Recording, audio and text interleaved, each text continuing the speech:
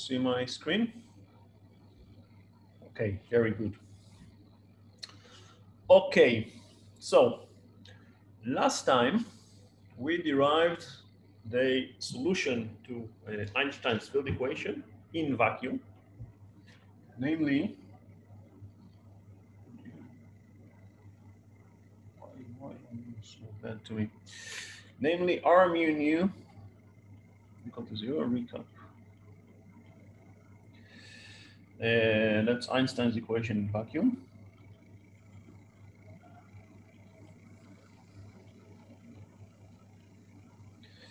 There was some small point which I think I did not explain it properly. So I'm taking my full responsibility for that. R mu nu equal to 0 does not mean that the space is not curved, right? We said that in order for the space to not be curved, all the components of the Riemann tensor needs to be 0. Now, R mu nu equal to 0 means that some of the components of the Riemann tensor are 0. In fact, this is the trace part of the Riemann tensor, but not all of them, right? So the space-time is not flat entirely. And then we derived the solution, and we ended up with the Schwarzschild metric.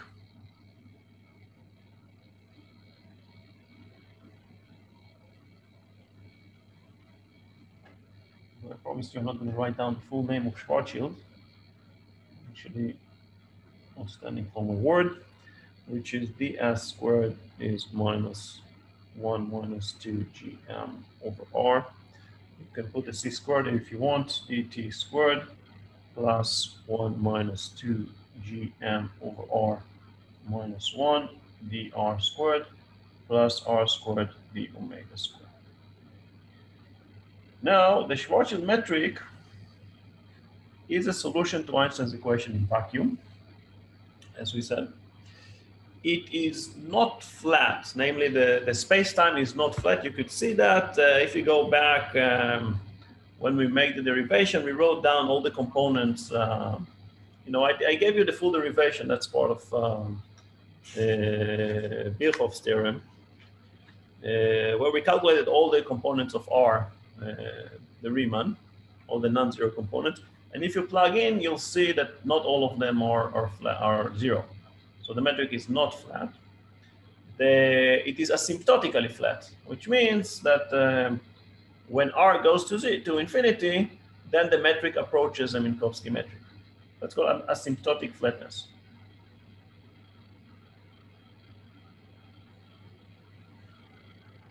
So when R goes to infinity, then ds squared becomes Minkowski.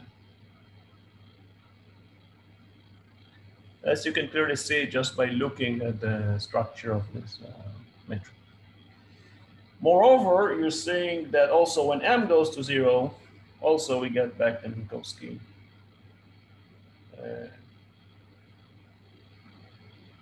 metric. So this is the metric that describes the solution in vacuum, which is subject to the gravitational field of a point mass that happens to be at the center, r equal to 0, essentially. Now, there was another delicate point, and then I ask you to see, you know, singularities. If there is any radius of interest in the Schwarzschild metric, and we found out that there are 2, right? So the singularities happen when r equal to 0, because of course we cannot divide by 0, and when r is equal to 2 gm. Now, I told you that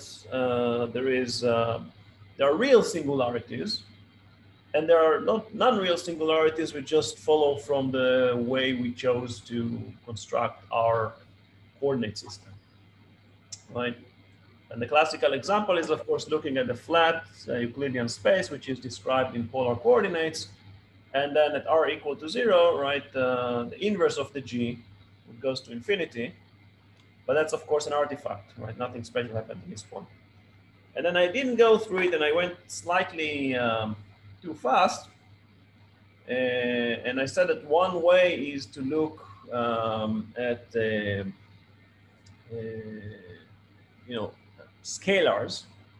Now I think I got confused there again. It's not the Ricci scalar, which is of course going to be 0 by construction. It's another scalar, which is R nu rho sigma, R nu rho sigma. It has another name. This is called the Krechtsmann scalar.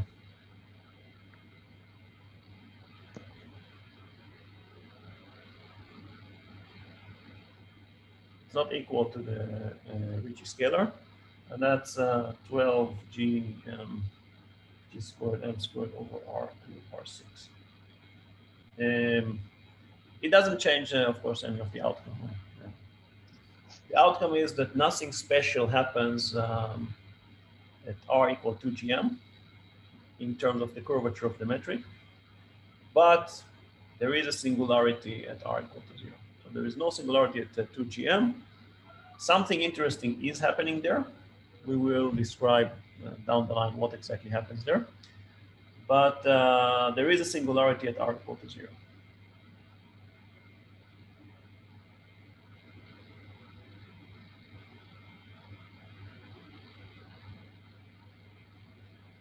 Now, before we're going to discuss that point, I did want to mention that, when you look at the neighborhood of the solar system, what we say is really not relevant, right? Because this is the metric that we derived is correct in vacuum.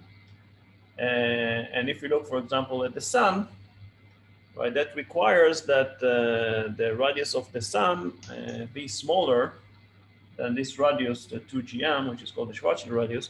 But this is simply not the case, right? The radius of the sun is much greater than that.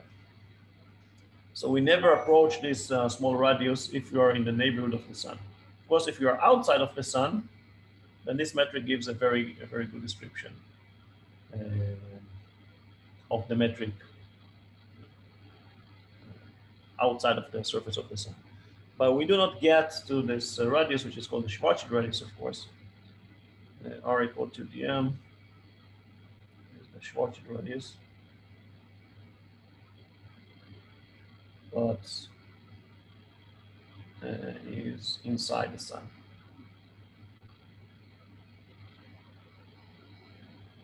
Namely, R Schwarzschild is smaller than R sun. So we don't need to worry about that in the meantime.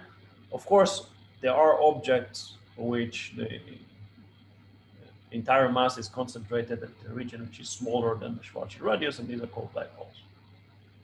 And we will discuss them, but not right now. Do you have any further questions? Or any questions at all?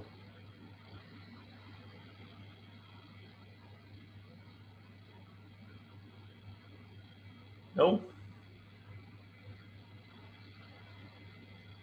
Okay. So what we're going to do today, we start analyzing the motion of particles in this Schwarzschild metric.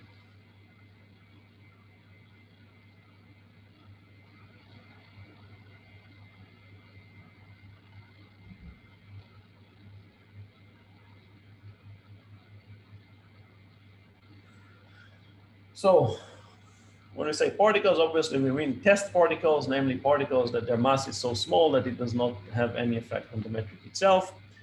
And how do we describe the motion of a particle? It should be automatic by now.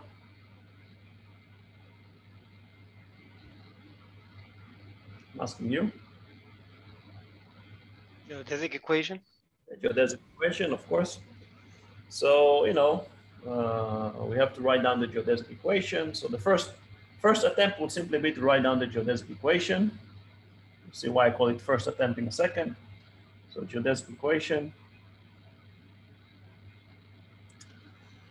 So, for that, we need to go through the entire full process. We have to write down all the Christoffels and then put them in the equation. So I happen to be writing them down already. So the Christoffel symbols, the non-zero Christoffel symbols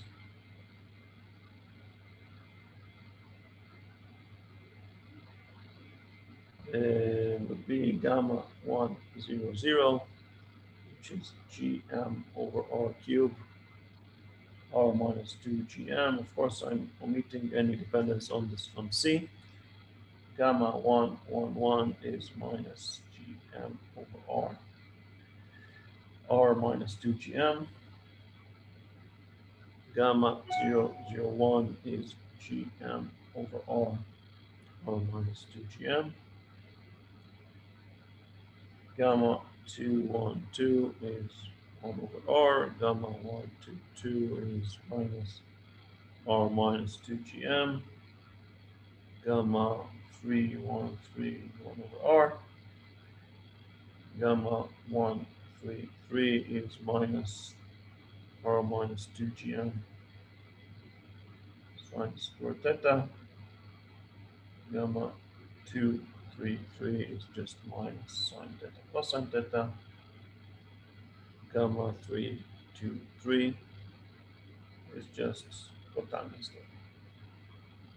Everything else we either get by the symmetries, right, and exchange the lower two indices, or is simply 0. Okay. Well, a little bit annoying, but pretty much straightforward. And then, you know, having written the Christoffels, then we can directly write down the geodesic equation. Of course, we have 4 equations, so 4 geodesic equations. Geodesic equations, right? For the time coordinate, d squared t over d lambda squared, plus 2 gm over r minus 2 gm, dr over d lambda, t over d lambda is equal to 0. For the r coordinate, d squared r over d lambda squared, plus gm over r cubed,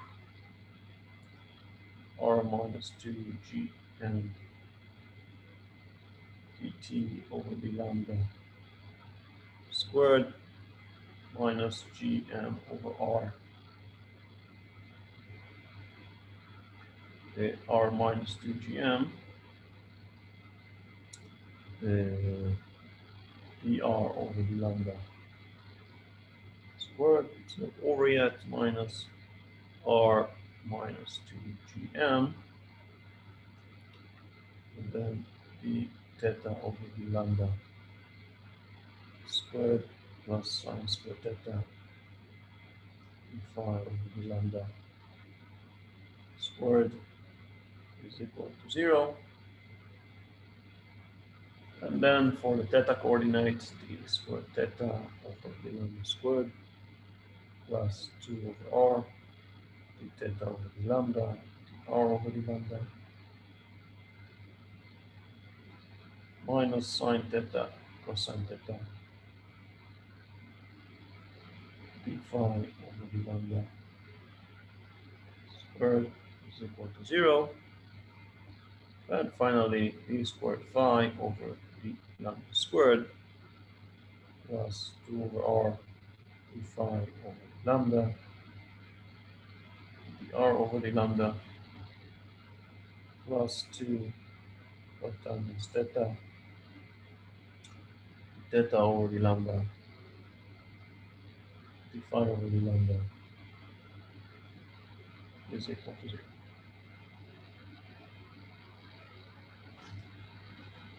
Okay. So we did write the 4 geodesic equations. Presumably there are no typos on the way, and we wrote them properly. But of course, now comes the real problem. Right? We actually need to solve them to get the trajectory. And that doesn't look particularly appealing or particularly simple to do.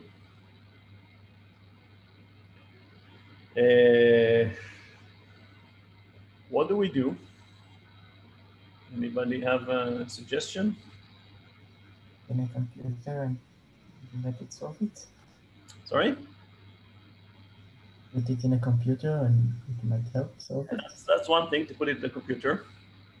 Of course, you won't have this option in the exam. What other options there is? And by the way, right, you know, Schwarzschild also didn't have computer at his hand for the simple reason that there were no computers back then. So maybe there is a somewhat more elegant way of solving that. Well, maybe we can choose a specific, specific solution, like take the, I don't know.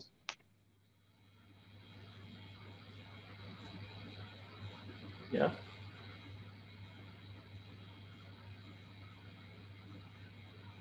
Well, we're trying to find a solution, right? What are we exactly solving here? Just to make sure that you're all with me. What are we trying to solve here exactly? Space-time trajectory of a particle in this metric. Right, that's true. What does it resemble? What type of problem you've already seen in your previous physics studies?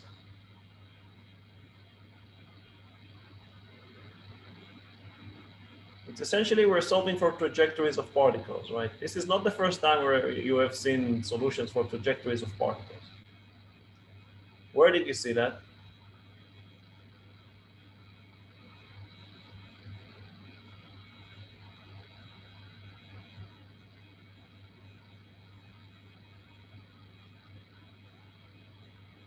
Where did you see that?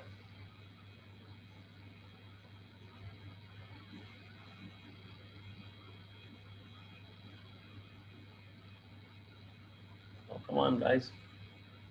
I'll give you a hint. It was or it should have been in the first year. When did you see trajectories of particles in first year?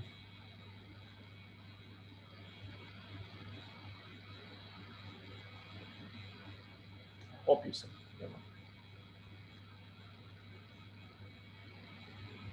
Oh, you didn't see it? Did you learn about Kepler's laws? Yeah, you have, right? What did Kepler do? Exactly that. Right? Of course, he did not have any GR. Didn't even have any Newtonian, but the way you studied in first year, right? You're studying the Kepler's problem, right? Yeah. There's nothing new. So what we do here is essentially the analog, right? The general relativistic analog to Kepler's problem. Now, how do you tackle the problem of Kepler generally? What did you look for?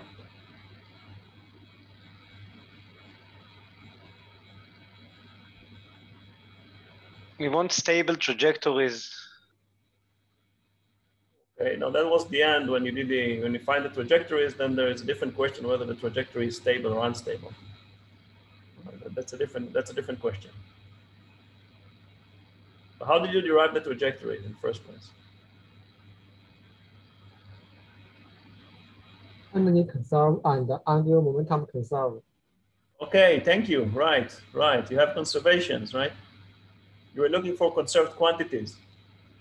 Right? You have conservation laws. Right. So that's exactly what we're going to do here. Now, how do we call conserved quantities in GR?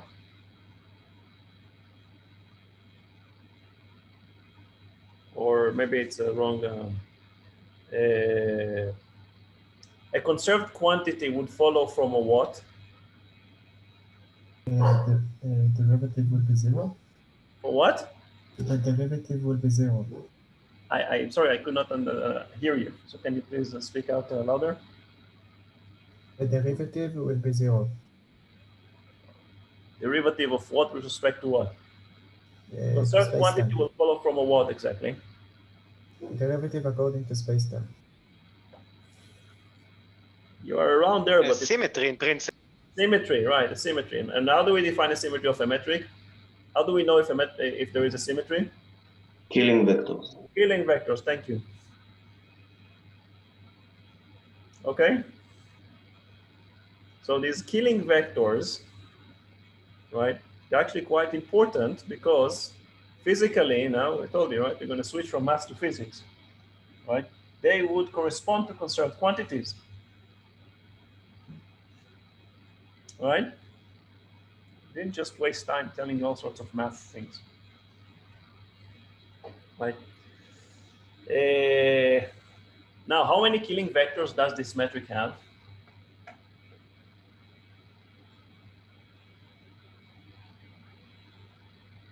I'll show you the metric again. How many killing vectors does this metric have? Well, in the homework we have 10, so maybe also 10. 10? No. When we said 10, how did you get the 10, Minkowski? We have 4 translations, 3 rotation, and 3 boosts. Right. Do you have translation in current here? No. Actually, I see one.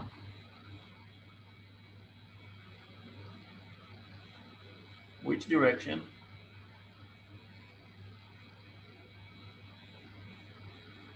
In the angular direction? Which? In the angular direction.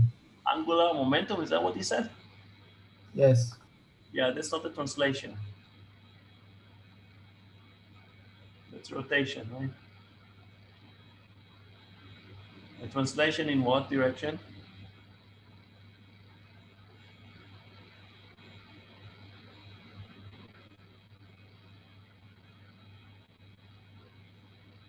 Do you see any coordinate that the metric is? Oh, in T direction, like in time? Thank you. Right, the metric is independent on the coordinate time. Right, we said this metric is static. It's stationary and static, right? You see that any of the components of the metric, right, are independent on the time coordinate. So we have a symmetry under translation in time. What corresponding conserved quantity will that have? Will that lead to? Symmetry under time translation? Energy? Energy, very good. What are the other symmetries that we have? What other quantities the metric is independent on?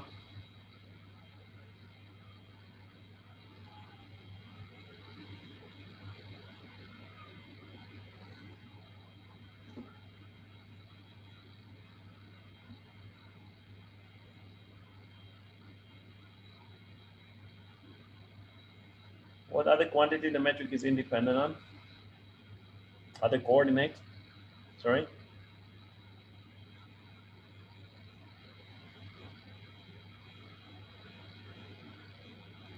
Phi. Phi, very good. And what would what conserved quantity would that be? How many, by the way, are there? Independence? How many conserved? How many killing vectors would there be essentially?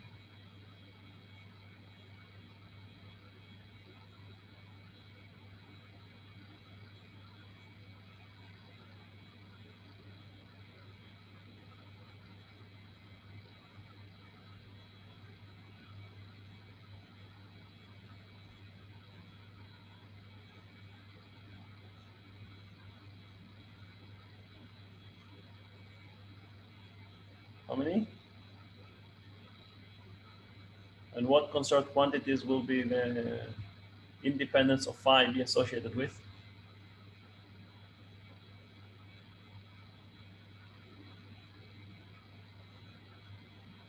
Come on, guys, it's the same like Keplerian motion. You know the answer. Angular momentum. Angular momentum. And how many conserved quantities will be there? 2. How many? 2. By 2.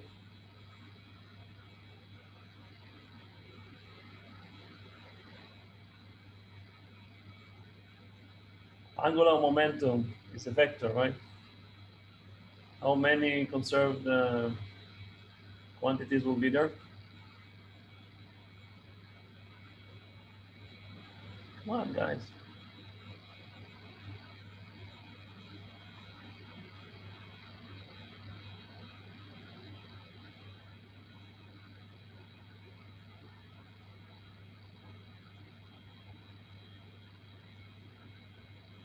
Huh?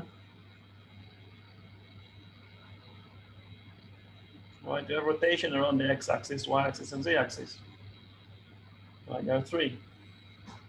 So actually we have a total of 4 killing vectors in this metric. Okay? So we have 4 killing vectors. Okay. The Schwarzschild metric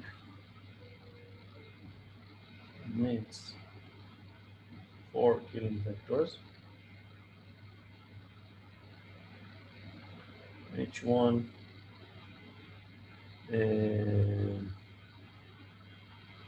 leads to a constant of motion.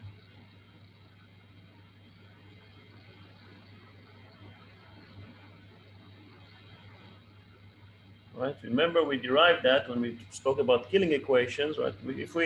If we can find a killing vector, then the quantity k mu dx mu over d lambda is going to be constant. Right? Remember, we derived this. Yeah, with me.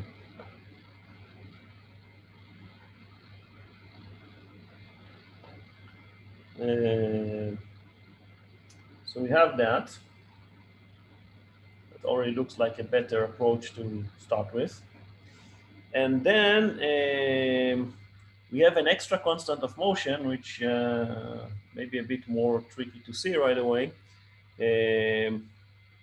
which is the metric compatibility along geodesics, right? So remember that the G mu nu along geodesic is conserved, right? So along the path, we have epsilon is minus G mu nu dx mu over d lambda dx mu over d lambda, right? It's constant. Epsilon is simply equal to 1 for massive particle, 0 for massless particle.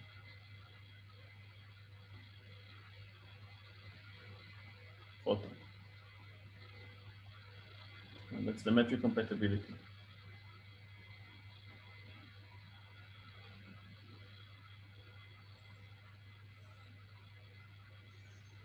You can think of it of some way of normalization of the forward velocity, right? Dx mu over d lambda is just u mu. So u mu, u nu is a constant. Right?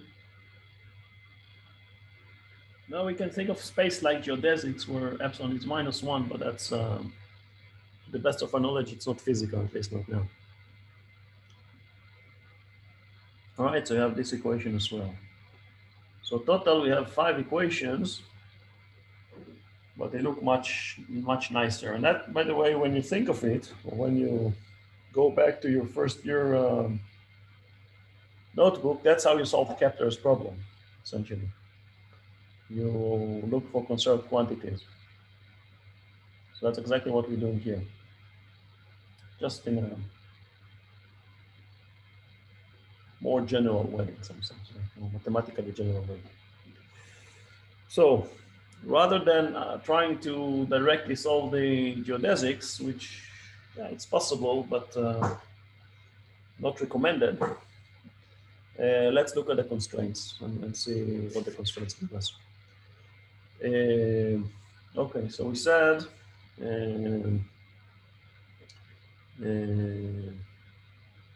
invariance under time translation. So analyze the constraints.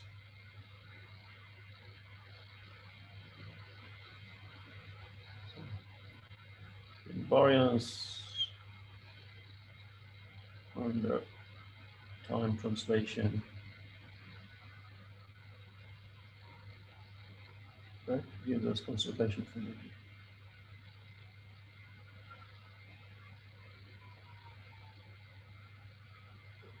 and rotations that give us conservation of angular momentum.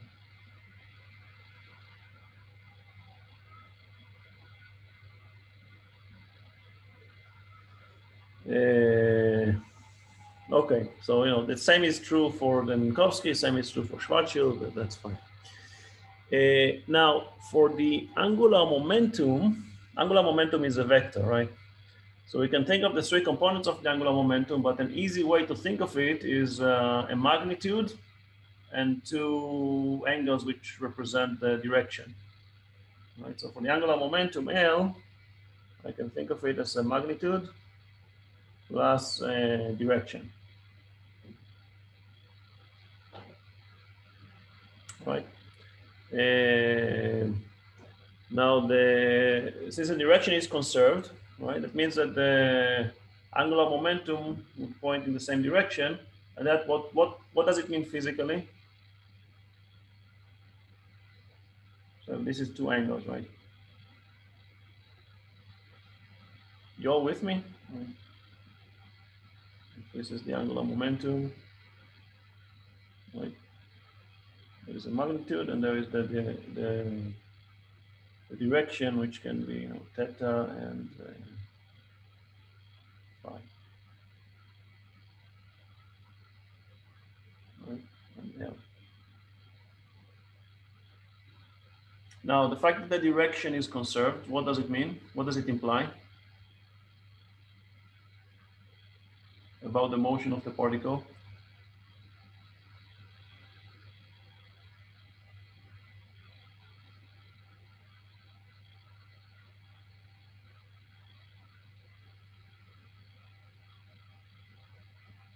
Guys, we have a particle that moves and the angular momentum is conserved. What can we say about Like the it rotates around this direction rotates? Yeah, and that means that the motion is in a one dimension. plane, right? So if it's a solar system, right, the angular momentum is in this direction. That means that the Earth is orbiting in a plane. The Earth and the same as all the other planets, right? We cannot have a trajectory that goes above, below. Right? This we cannot have. The motion is always in a plane, right? You know that, guys. Come on, not that. You do know that, right? Yeah. Okay. This is immediately follows from the conservation of the direction of the angular momentum. Right? Don't follow. That's what it means when you say conservation of direction of angular momentum. It means that the motion will have to be in a plane, right? Because the angular momentum vector is pointing out, L is r cross p, right? This is r, this is p, L is r cross p, right? You know that, right? So we're forced to move in a plane. Okay. So without loss of generality, right, we can always choose the plane to be at theta equal pi over 2. Right? Always choose that this theta equal to 0, and the plane of motion would be pi over 2. So without loss of generality,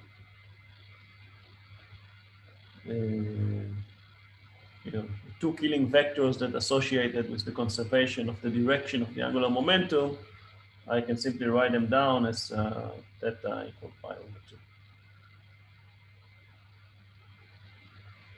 2. Follows from two killing vectors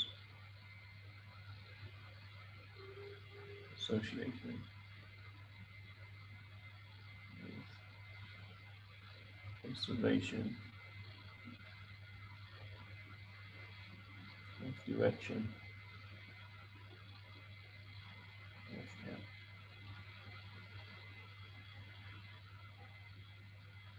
Right? Of course, the theta or the lambda is equal to 0. We're not moving out above and below the plane. Guys, you're all with me? Some might not know their heads. Some I'm not sure. There are some that don't open their camera, so I cannot tell.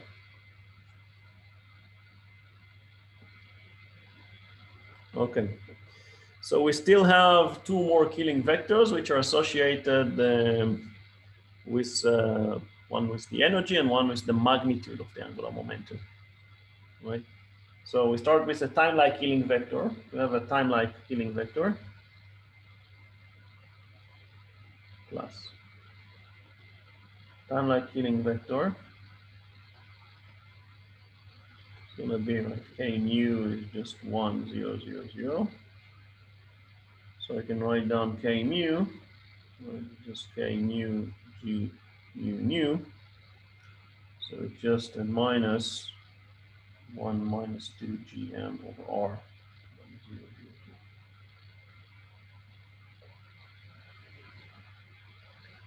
So if I use that with the conservation equation which I wrote above,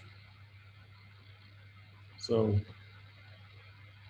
put here a minus, then I have a minus k mu dx mu over the lambda is a 1 minus 2 gm over r dt over the lambda. This is a constant which I called E.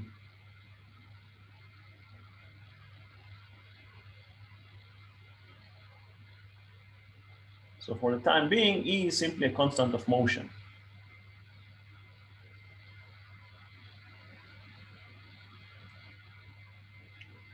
Now the killing vector associated with the magnitude of the angular momentum, right? L is d phi. And it's out loss of generality, which means that L mu is just 0, 0, 0, 1. So again, L mu is just L mu g mu, so it's just going to be 0, 0, 0 r squared sine squared theta.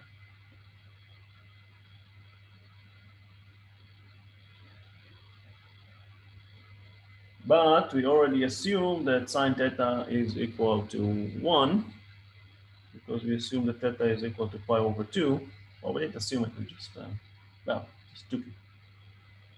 So sine theta is equal to 1. Then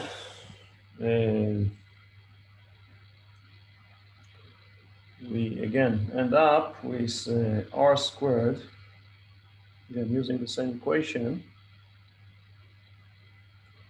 We have that r squared d phi over d lambda is constant of motion, which we call L.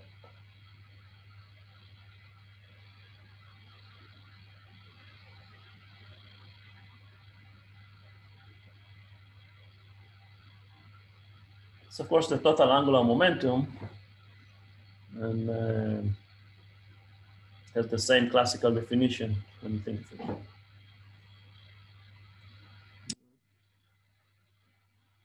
it. Of course, for massless particles, this would actually be the energy and momentum. For massive particles, the correct way to think is the energy and angular momentum per unit mass associated with the trajectory of the particle. Fine.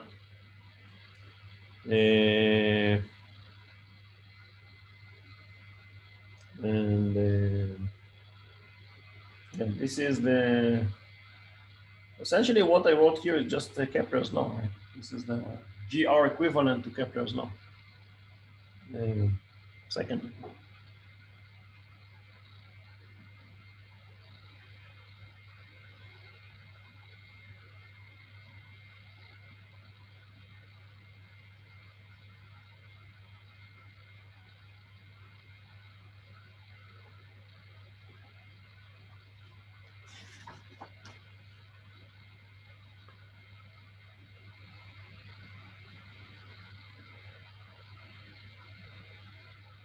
You all with me, guys?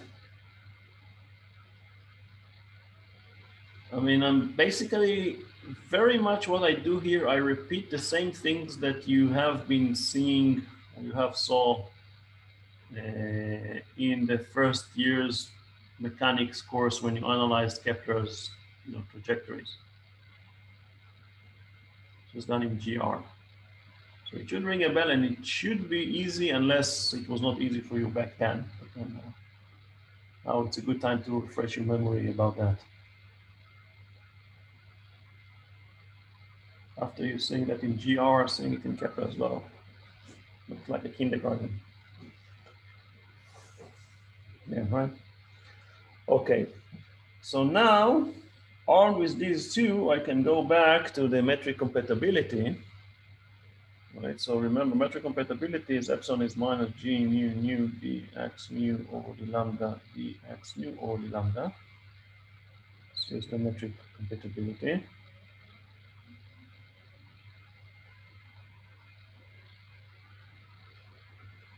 So G00, I just need to plug in the G's from the Schwarzenegger, which is somewhere here. This is the G's, so let's plug it in. So G00 is a minus. I put the minus here, moving over this side. So G00 already has a minus. It's a minus 1 minus 2 gm over r and dt over the lambda squared plus 1 minus 2 gm over r minus 1 dr over the lambda squared plus r squared big phi over the lambda squared is equal to minus epsilon. There is no d theta over the lambda, right? Why isn't there a d theta over the lambda here? Because we assume we are on theta equal pi over 2. That's okay. Theta is fixed.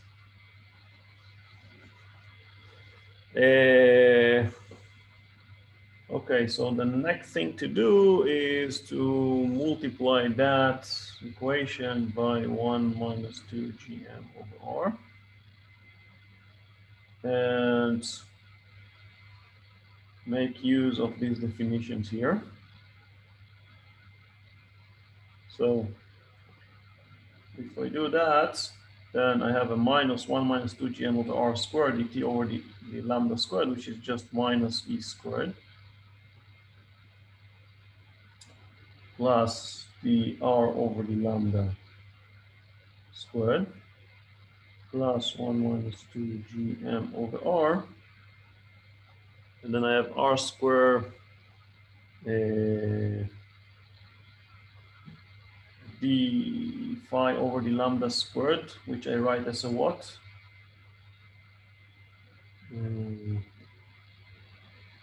L squared over r to the first. That's squared over r squared, right? And then the epsilon, since I also have to multiply it by 1 minus 2 gm over r, I just move it here, plus epsilon. It's equal to 0. Remember, epsilon is 1 for massive particles and 0 for massless particles.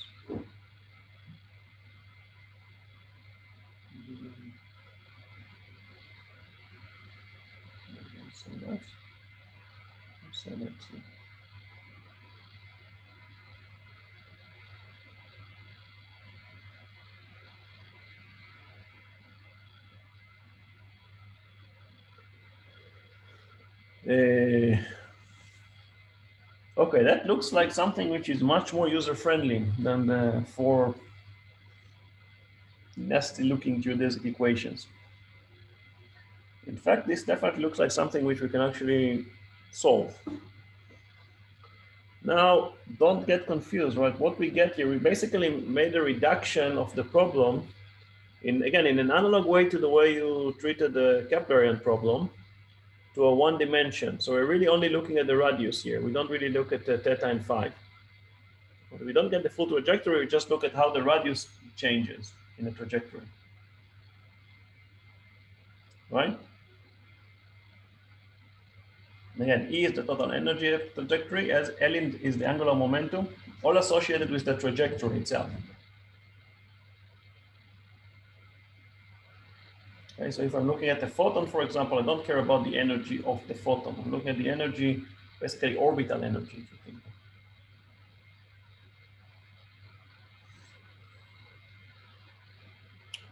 Okay. Now we can further simplify that equation by a small mathematical manipulation on it. So this is the equation that I'm interested in solving now. And the small mathematical manipulation I'm going to do is to write it down as 1/2 dr over the lambda squared plus v of r is equal 1/2 e squared, where v of r is 1/2 epsilon minus epsilon times gm over r plus L squared over 2r squared minus GML squared over r cubed. So mathematically, what I wrote is the same, right? It just I just collected the terms and I organized them in some sort of series in R, right? So this is the same equation, right? There's no difference. I multiply by 1/2, and I move e to the other side, right? And I just expanded these 4 terms. That's everything I did, right? Why did I do it? Because if you remember again, this equation is, what is that? That describes the motion, right, per unit. This is a classical, right? It's a classical equation describing the motion of a particle having a unit mass, right? I can put here a mass m, right? 1/2 m dr over the lambda is the velocity, right? Classical velocity that travels in a one-dimensional potential v, having energy 1/2 e squared, right? So this would be the classical energy, analog to the classical energy. Of course, the real energy is E, right? But when I rewrote the equation as such, this is, again, identical to the analysis of trajectories in one-dimensional potential web, right? Again, this is something which I believe that you did in your first year, right? Motion of a particle in a one-dimensional potential web. Yeah? Kinetic energy plus potential energy equal to total energy. That's what it means. Not that, but the analog of that. Yeah? No, maybe? Sort of?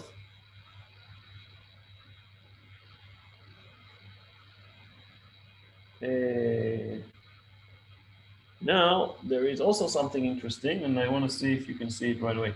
If I'm removing this part, this last part, I'm just looking at these 3 parts. What does it look like?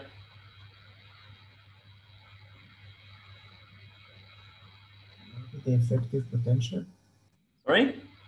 The effective potential in Kepler movement. Yes, exactly. This is the Newtonian potential. Right? This is exactly the potential that you get in Kepler motion. And this is a Newtonian potential.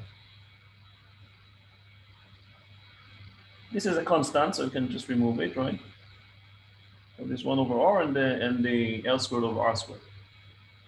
In fact, this is exact. I mean, it looks like an expansion, but there are no further terms here.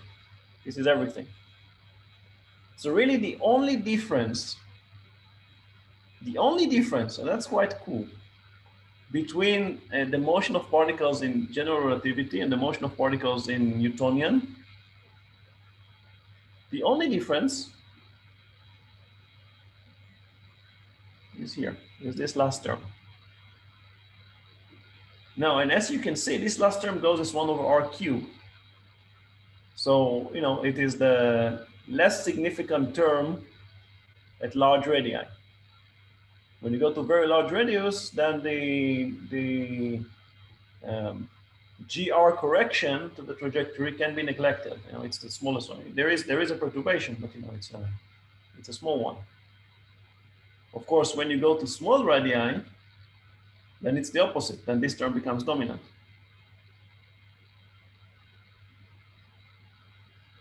Okay, now you remember, we'll talk about that if we have time today. If not, then on Sunday, right?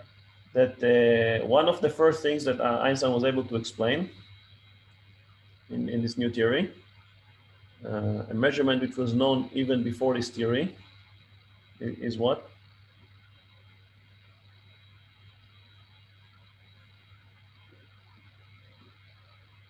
You know? Precession of Mercury? Yes, the precession of Mercury. Right, this is this term. That does not appear in Newtonian potential, but does appear in GR.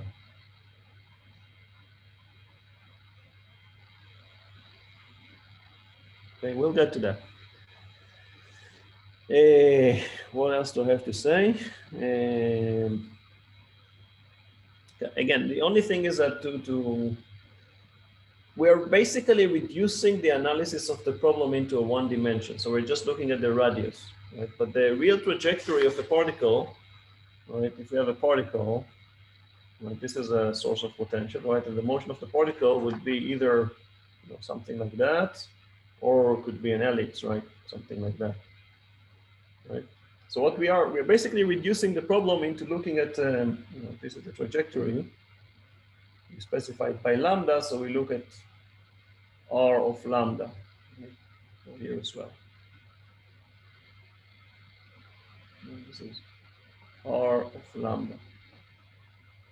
Right?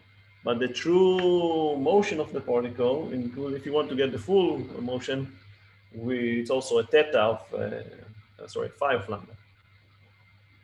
Right? So don't get confused. Right now we're just looking at the R of lambda. Okay, so we're basically not looking at the full solution, only part of the solution, but the important part. Yeah? Forward trajectory.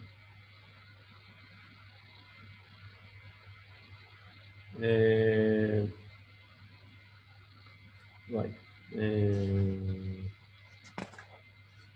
Okay. So actually, when we write it like that, right? So this is a 1D problem analog. Not analog, actually identical. That's what it was. Like identical to the motion of particle. Classical of particle in 1D potential.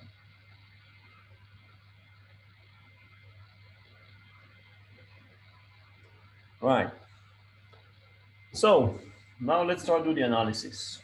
So of course we have to divide the analysis into two parts, one for massive particles and one for massless particles. So let's begin with the massive particles.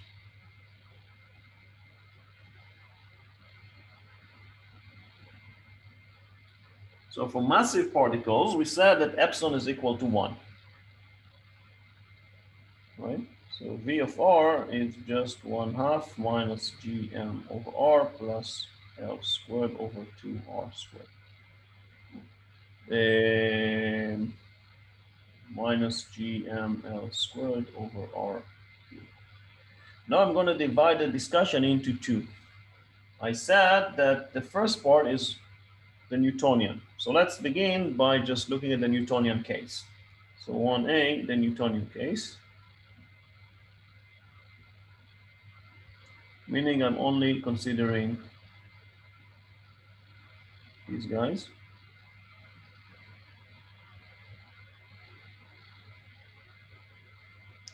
And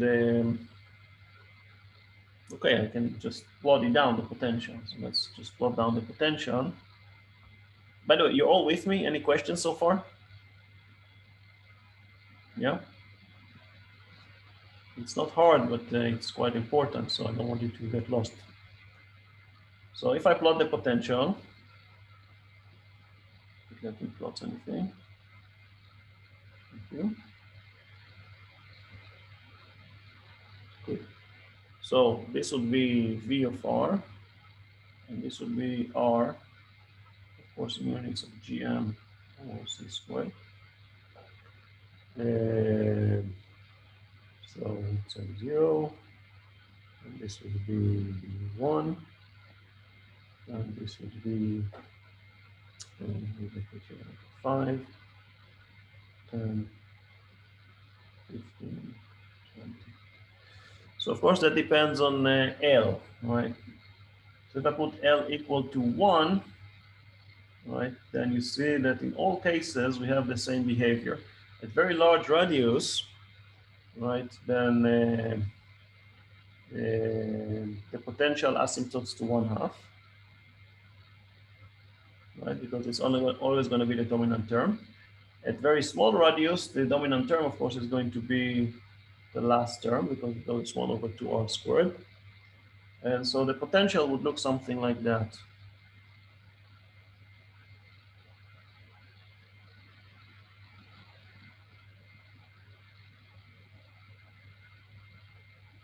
So L equal to 1.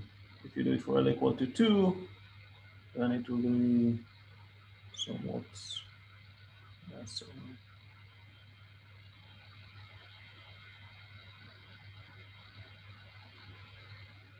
And then you can go on with that, right, for L equal to 3.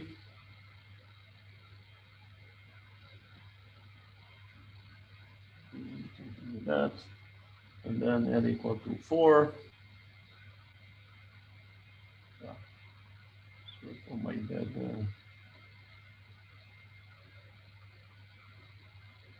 and L equal to 5.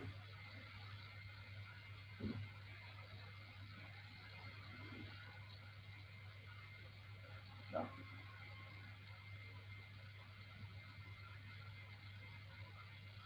Etc. Right? You can ask your favorite program to plot it for you. Right.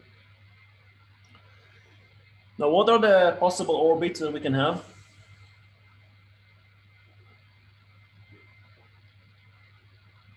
Right. They depend on two things, right? So we have these are different curves of VR as a function of L. Right? So that's V of R as a function of L for various values of L. Now, what about the trajectories? What type of trajectories we can have? That depends on what? In order to get the type of trajectory, what do you compare?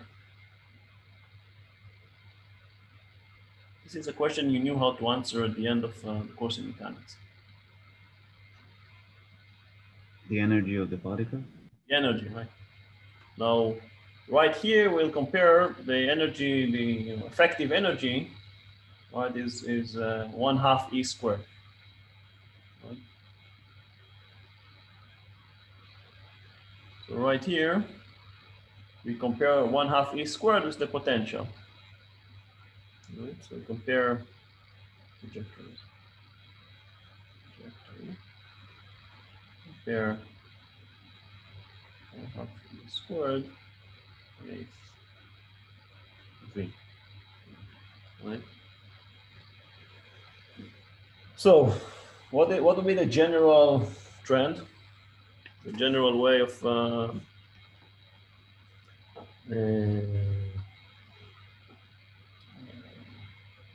will be the general description of a particle's orbit?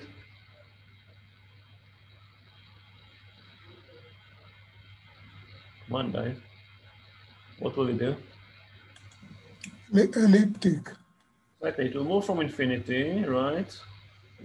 Move from infinity until it reaches the point where V of R is equal to 1/2 E squared, and this will be the turning point.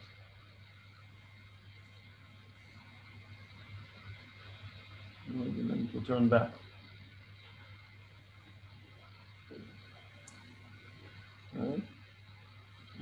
reality, what does it mean?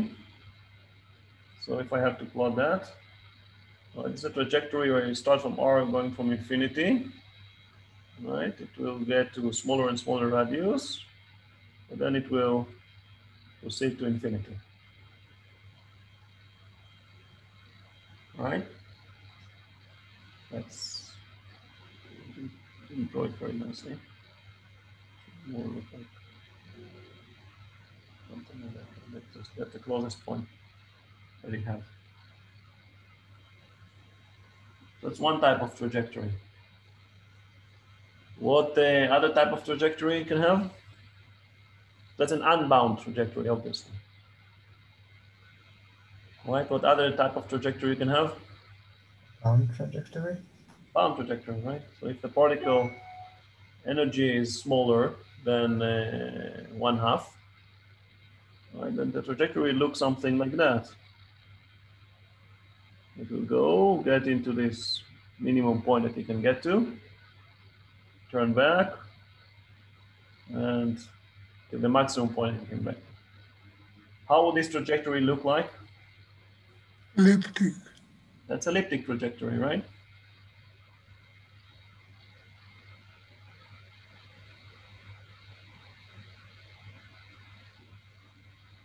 Guys, it's a question for first year. There's no any need to get nervous or feel bad, right? What if it will be right here?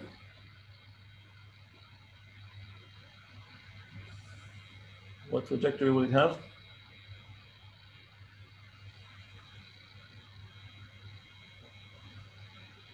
A circle. Circle, right? It's a circular trajectory. Right, it's some radius, which is r, right? R is fixed.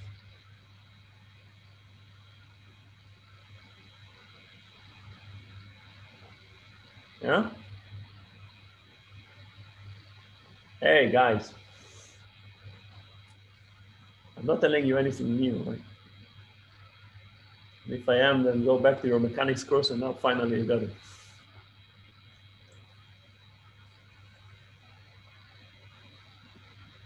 Right?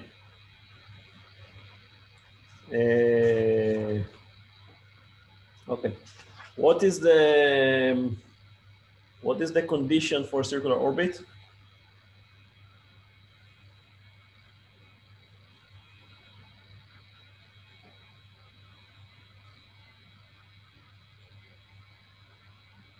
What's the condition for circular orbit? I'm quite worried that you're not answering right away.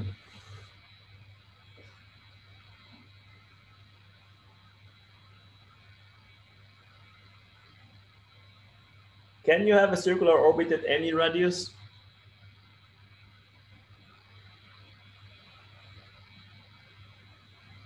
For a given angular momentum?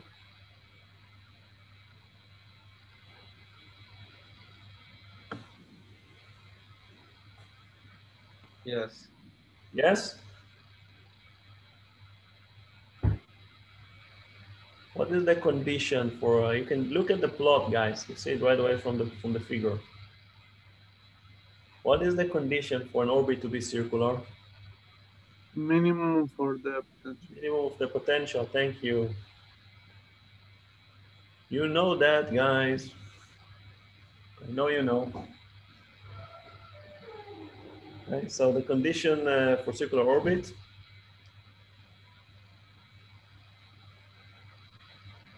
right? You can only have a circular orbit if you're here, right? Around this point. Or if L is equal to 2, it will be around this point.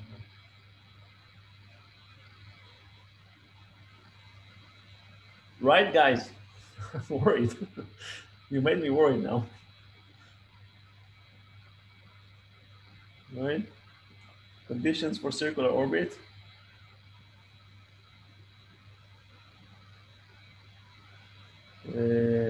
dV over the r is equal to 0. Right? And then r equal to RC is equal to constant. Okay, calculating this radius is immediate, right? You can just take the potential and differentiate it, right? So if we take the potential, well, I can take the full potential actually, and differentiate it. What do I get?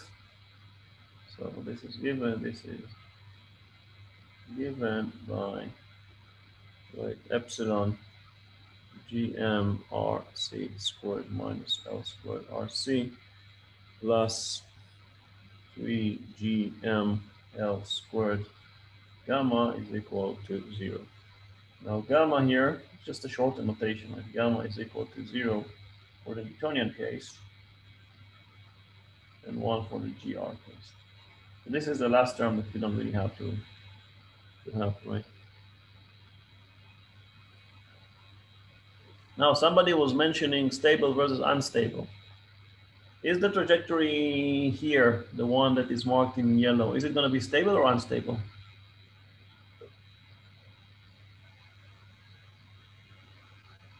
Stable. Stable, why? Because the part Because what?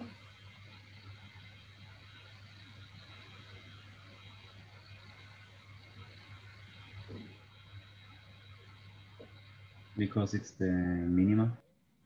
Yes, because it's a minimum of the potential. Right? If I have a potential, guys, you know that. So come on.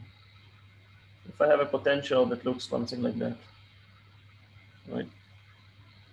I can have I can have a minimum of the potential here and maximum of the potential here, right? So if I'm here, I will have circular orbits, but it's not going to be stable, right? Stable means that any small perturbation will take me away and I won't return. Sorry, this is unstable, right? Stable means that if I'm perturbing, it will go back to its initial location, right? Unstable means that if I have a small perturbation, it will just continue on and fall. I have, I don't know if you can see, I have a pen here, and I can take the pen. I cannot really switch it. This is, I don't know if you can see because I have some technical problem here. You can see my pen. I can put my pen on my finger, maybe. I don't think I can do it now, but maybe I could.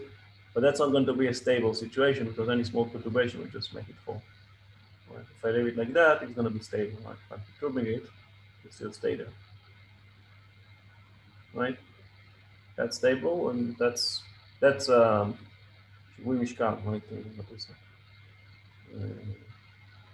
How do you say it in English now? המצב הזה נקרא שיווי משקל אדיש. Yeah, it's a steady state. Now, this is also a steady state, but it's not a stable one. Right. So the same we have with trajectories. Right. Going back to what we have here. We have a trajectory which is stable. If there is some perturbation, there is some extra energy that is given, then there will be some perturbation, but then it will fall back to the minimum of the potential. Right. Now, in Newtonian potentials, do we have any non-stable orbits?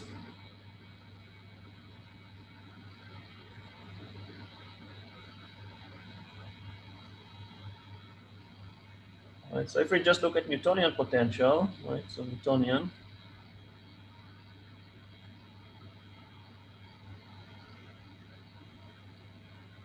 so just these two terms here, right? Then we have that the radius, right, RC is just going to be L squared over epsilon GM. So we only have one radius, which depends on L, right, the angular momentum, in which the motion would be circular, right? Is it going to be a stable or unstable one? It would be maybe one time like that, one time like that.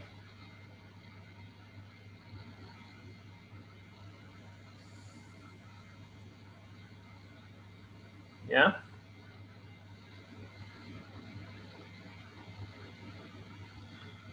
is the Newtonian potential? Is it stable trajectory or not stable?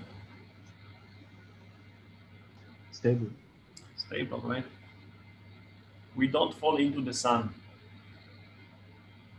fortunately. Right? There is a small perturbation, we don't get nearer or get away to infinity. We stay at the same trajectory roughly with the same radius for billions of years, and it will stay like that. So if epsilon is 0, so it would be different. Get epsilon equal to 0.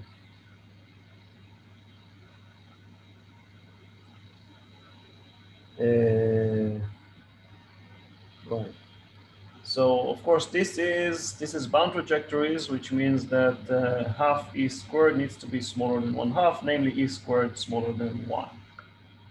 So bound trajectory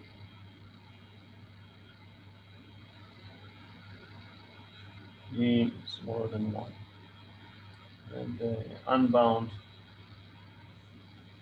e is greater than 1. Right, again, we described that basically, right? Unbound, if the energy is large enough, that really describes trajectories of objects that come from infinity. They are deflected by the gravitational potential of the object, right? Star, the sun, whatever, but they just proceed to infinity because they have enough energy.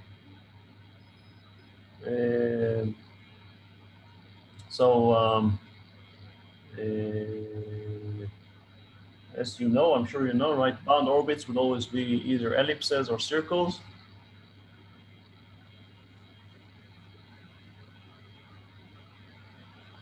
The non-bound orbits, what type of trajectories they can have?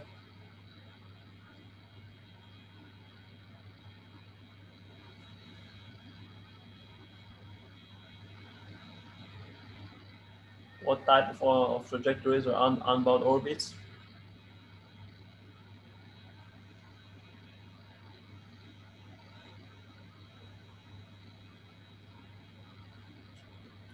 Parabolic. Parabolic, there is another option. Hyperbolic. Hyperbolic. Guys, did you see that before, these things? I'm getting worried, really. Did you see these things before? Well, why don't you answer my question? You know that you can all get them, by cone, right? You have a cone,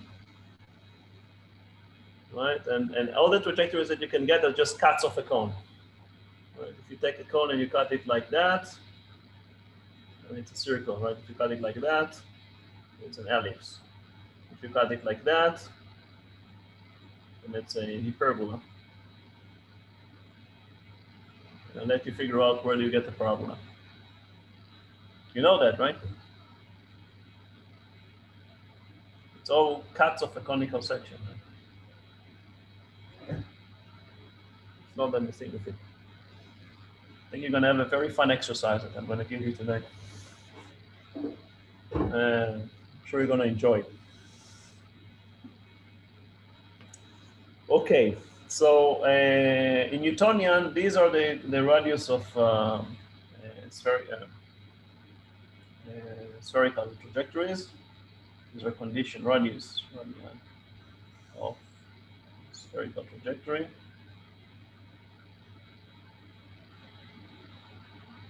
Always stable.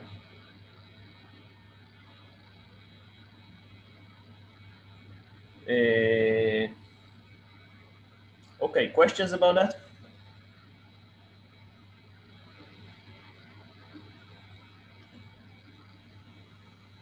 I'm worried.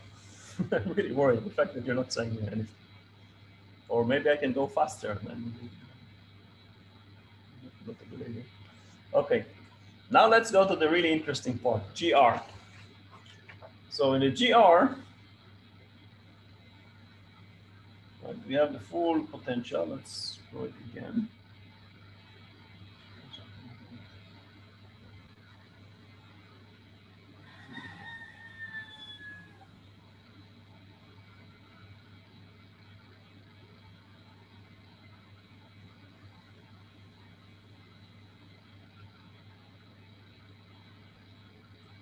Now let's do the GR.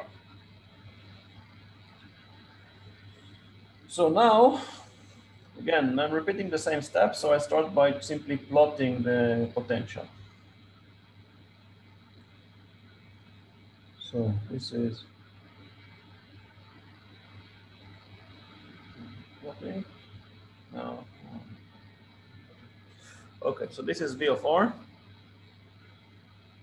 0, this is 1, and this is R, again in units of GM over 6 squared.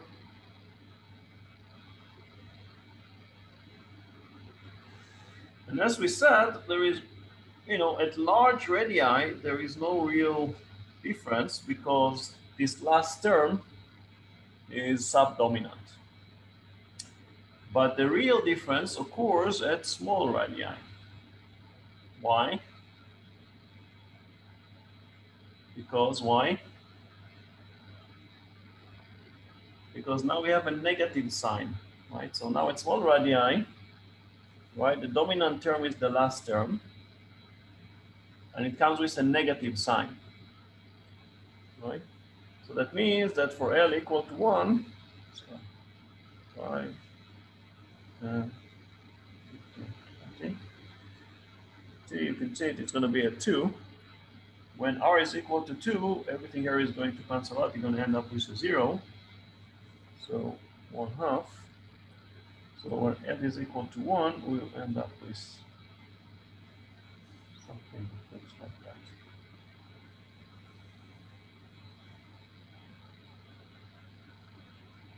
that. And when L is equal to 2, it's going to be slightly larger.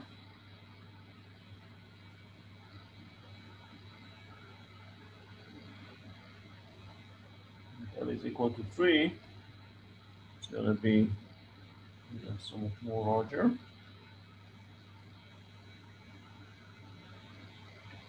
And L equal to 4, you have something that looks like that.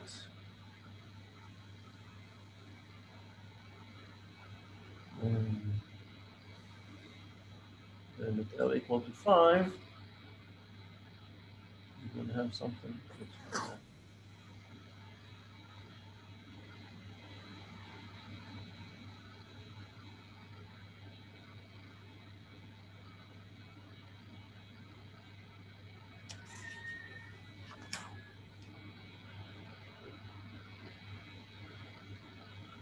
Now, the reason why I plotted it, you can clearly see if I put R equal to GM, and R equal to GM, then V of R is just 1/2 minus GM over 2GM, so that's a 0 plus L squared over 2 times 4 GM squared minus GM L squared over 8 GM cubed.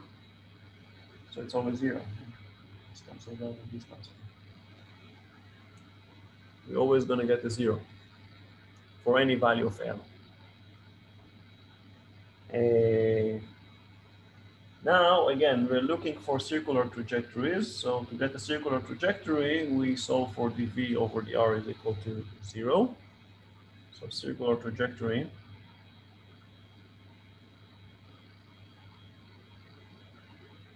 Right, dV over dr is equal to 0.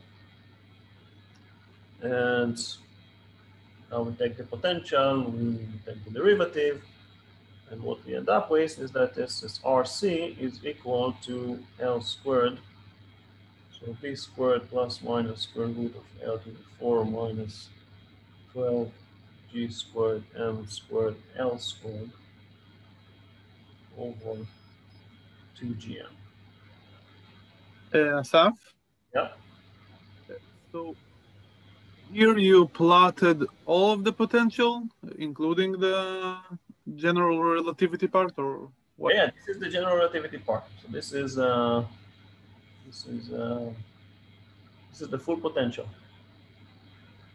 Wait a second. So why is it upside down, like minus what was before? It's not upside down. The difference, that's what I said, the difference between the GR and the Newtonian potential is the inclusion of this last term, right? It's this term. Now this term we saw comes with a minus sign. So at large radius, this doesn't make an effect because it's a small term. So R, it goes as 1 over R cubed.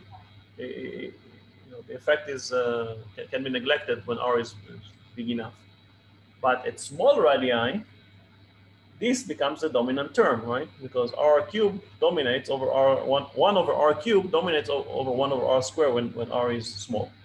And since this comes with a minus sign, then it puts the potential down, not up. Right, it should put the potential down, but why is all of the potential is positive? That's what I don't get. If, Well, again, if at first, without the addition, it Yeah. started with being almost 0, right? Doing being almost 0. This Like- is the Newtonian potential, which I plotted here. Okay. Of course, if it's a very small radii, it goes to infinity, the potential. I didn't plot it. These lines will Okay, continue to go up. I get it now. Okay, thank you. Okay. Well, now I plotted up this potential in the full GR case. I don't want to plot what happens below 0 because it's not interesting at the moment.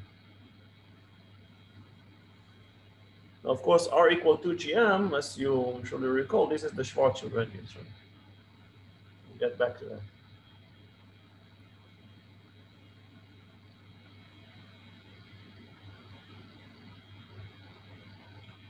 So we see that when L is large enough, we're going to get 2 possible circular orbits. And as opposed to the Newtonian case, one of them is going to be stable and one of them is going to be unstable. So in fact, I did not do a very good plotting. I should be a better plotter. And this one should go down something like that. And the same with the purple line.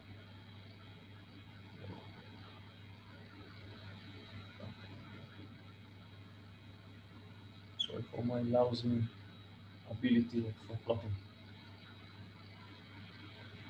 So when L is large enough, we find that there are 2 possible. There are 2 possible circular orbits. One would be here and one would be here. One of them is going to be stable, namely corresponding to the minimum of the potential, and one of them is going to be unstable, namely corresponding to the maximum of the potential. So, for large L, there are 2 circular orbits. Right? One stable, one unstable.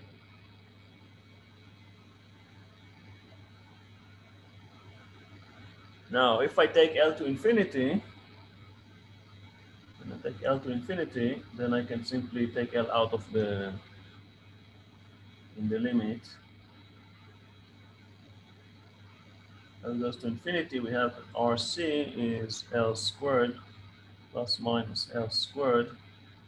And then I have square root, so I can Taylor expand it. So 1 minus 6g squared M squared over L squared over 2gm. So plus and the minus are just L squared over gm and 3gm.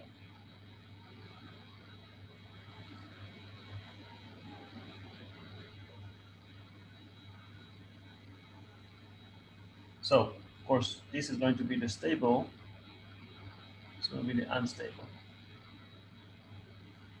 So when L increases, right, the stable point, again, I'm quite a lousy drawer, but the stable point will be at 3gm. Sorry, the non-stable point will be at 3gm.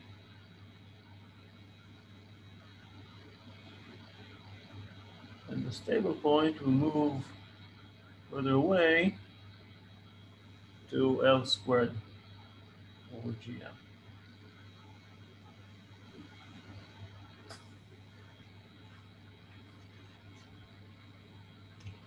Which of course is the same. It's the same that we got in the Newtonian chemistry.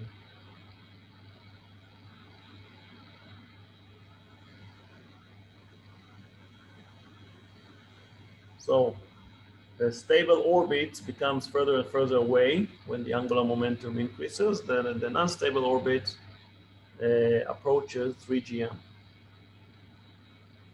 Now, interestingly, the same thing happens for the photons, for the massless particle. We'll show that. I don't know if today, I don't think we have time. Then on Sunday. When you look at the event horizon, like M87, that's where all the photons come from. Not exactly. Have to be careful because it's not a Schwarzenegger metric there. It's a different metric. Now, that's in the limit where L gets to infinity. But if we decrease L, right? If we decrease L, then these two stable circles become closer and closer together. So when L is decreased, the two circular orbits become closer and closer.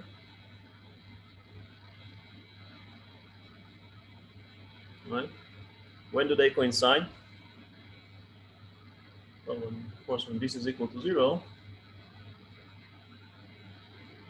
when L equals square root of 12 GM, they coincide. And the radius for this, which this happens, R, so this is 0, so when it's square root of 12 GM, then RC is equal to 6 GM. Now it has a name. Maybe you've heard the name? ISCO? ISCO. Innermost stable circular orbit. That's the innermost.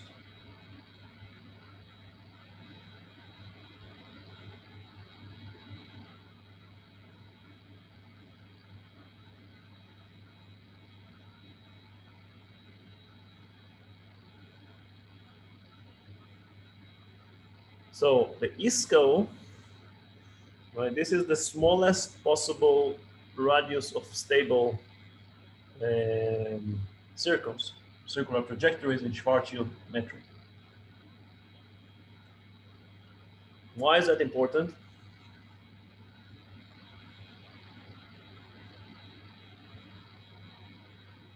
It's important for practical reasons. It's very important practically, right? Because in reality, what happens? You have a massive black hole or something, and then what? There's another star which donates material, and then what happens with this material?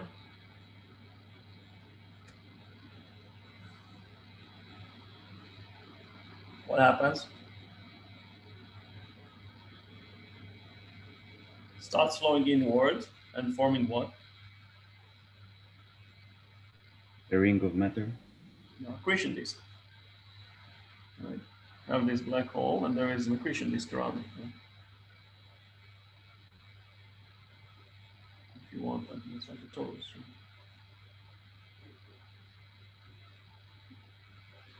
Material flowing around. Now, what happens in reality? Right, there is a friction there. Right? And via the friction, right, material loses angular momentum, gets heated, and gets dragged back inside. Right? So we have an accretion disk, which is getting hotter and hotter. Most of the radiation coming from the inner parts of this accretion disk, right? Because it's the hottest place. But it cannot go. So that's when we're looking at telescopes. That's exactly what we're seeing, right? And then as it falls down, what happens when it goes down below the ISCO? It is not stable anymore. So it has to fall into fits into black hole. So in fact, most of the radiation that we're seeing would come from the ISCO, the innermost stable circular orbit in astronomy, right? Mainly in the X-rays, and that's what we look at. Now, the last few years, so if we have a direct way of measuring the ISCO. Now, the last few years, the technology has matured even further. We won't get into that, right? But the ISCO depends on the metric. That's kind of obvious. The 6 GM is true for the Schwarzschild metric. If the black hole rotates, then the metric is different. It's called a Kerr metric. And then the ISCO is at a different location. It's a smaller radius. It can go down to 3. Now, if you measure the ISCO, that's actually a way of measuring the spin of the black hole. So the last few years, the technology has matured. That's something which happened in the last 5 years or so, maybe slightly more, 5 to 10 years. Technology has matured such that now we can measure not only the masses of black holes, but also in some cases have a good idea of their spin. Right? The other thing, I won't discuss it now, I'll show it on Sunday, but I'm sure you heard about this, the Event Horizon Telescope, which are actually seeing the black hole shadow. Right? What they're really seeing are photons coming from this 3 GM. Again, it's not exactly 3 GM because the metric there is not Schwarzschild, but it's close enough. So it can actually tell you a lot about a direct way of measuring the mass, for example. So this is something which we're actually seeing.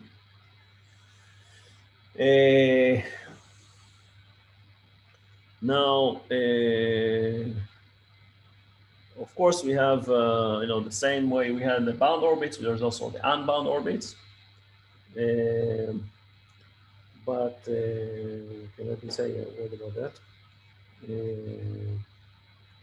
Now we also have a situation where we have an unbound orbits. So if you look at the orbits, right? So again, when we look at the orbits, what type of orbits we can have? And so if this is the potential, so types of orbits, let's do it quickly and then go home. Then if I look at the potential, and the potential looks something like that. So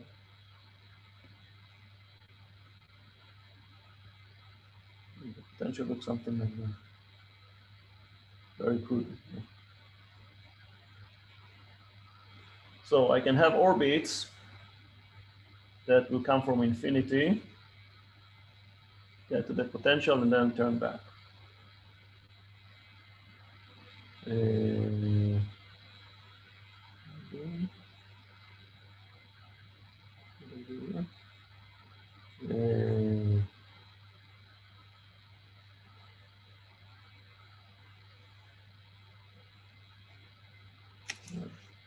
So it's going to be a non-bound orbit. So how will it look like in reality?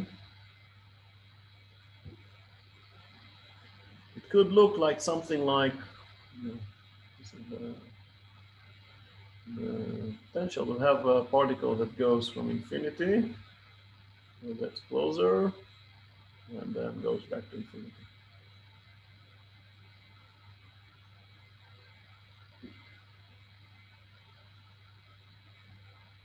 Now we could have bound orbits, right? Bound orbit, which would be something like that.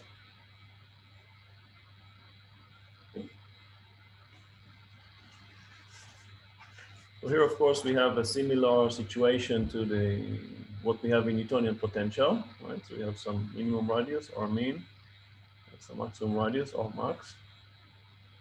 Right, so we have our mean, and some or max.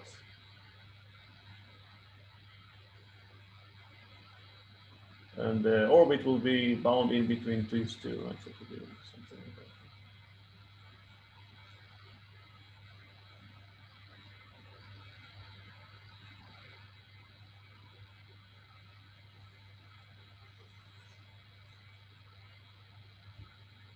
But now we have a new type of orbit, which we didn't have previously. So something that comes from infinity and just goes down to 0.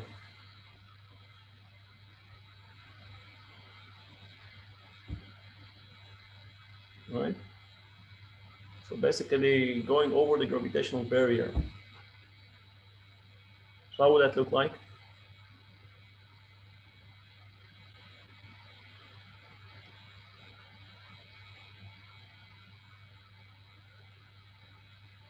Falling inwards. Right. It'll be something that goes like that. It just spirals in and gets in.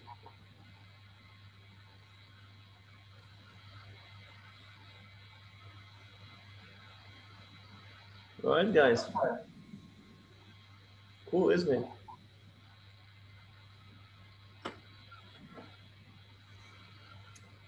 Go back over the weekend on Keplerian orbits and Keplerian trajectories. 70% of what I said today are things that are not really new to you in some basic sense.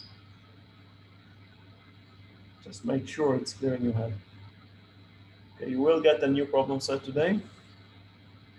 I anticipate many questions, but it's one of the coolest. I found some really cool stuff, I think. Any questions? Any questions? I have a question about the middle of the lecture when you talked about the killing vectors. Yes. You said k times d x mu to the lambda is constant, right? Yeah. I think I missed the explanation about why is it true.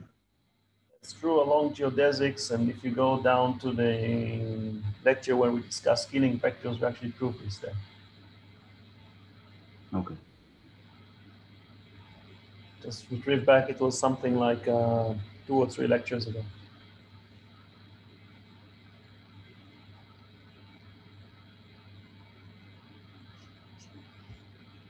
Okay, I gave you the full derivation of this equation.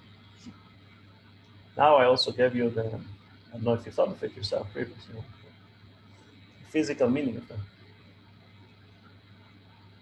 All right, any more questions? No? Okay, if not, then have a great weekend. Quiet weekend, and we'll stop recording.